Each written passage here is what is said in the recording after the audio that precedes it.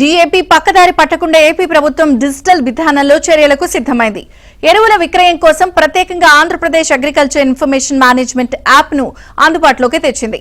రాష్ట్రంలోని కృష్ణా, కాకినాడ మినహా మిగతా 26 జిల్లాల్లో రేపటి నుంచి ఏపీ ఎయిమ్స్ ద్వారా రైతులకు యూరియా, డీఏపీ విక్రయాలు జరుగుతాయని వ్యవసాయ శాఖ డైరెక్టర్ మనజీద్ జిలానీ సమూన్ వెల్లడించారు. కేంద్ర ప్రభుత్వ ఎరువుల యాప్ కు పైలట్ గా ఎంపికైనందున కృష్ణా, కాకినాడ జిల్లాలను మాత్రం మినహాయించినట్లు వివరించారు. యాప్ ఆధారిత ఎరువుల విక్రయంపై వ్యవసాయ అధికారులకు వీడియో కాన్ఫరెన్స్ ద్వారా ఆయన మార్గదర్శకాలు జారీ చేశారు. పంట సాగు చేస్తున్న ప్రతి రైతుకు ఈ సౌకర్యం అందుబాటులో ఉంటుందన్నారు. వ్యవసాయేతర అవసరాలకు ఎరువులను దారి మళ్లించడాన్ని కట్టడి చేసేందుకు యాప్ విధానాన్ని తెచ్చామని చెప్పారు. వాస్తవ సాగుదారులకు యూరియా, డీఏపీ వంటి ఎరువులు అవసరం మేరకు లభ్యత ఉంటుందని భరోసా ఇచ్చారు.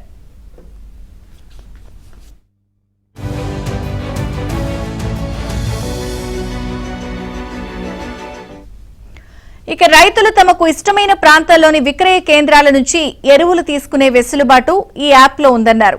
వాస్తవ సాగుదారులకు యాప్ గురించి అవగాహన కల్పించాలని, అలాగే అనర్హులకు లభ్యత ఉండదన్న సంకేతం ఇవ్వాలని స్పష్టం చేశారు. ఎరువులపై కేంద్రం సబ్సిడీ భారీగా భరిస్తున్న నేపథ్యంలో అవి పక్కదారి పట్టకుండా నిఘా విభాగాలు నిరంతర పర్యవేక్షణ, తనిఖీలు నిర్వహించాలని ఆయన ఆదేశించారు.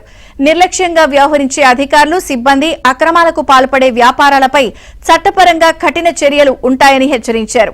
అవసరం మేరకు ఎరువులు వాడాలని, ముఖ్యంగా యూరియా, డీఏపీ విక్రయం, వాడకంలో అత్యంత బాధ్యతగా వ్యవహరించాలని కోరారు.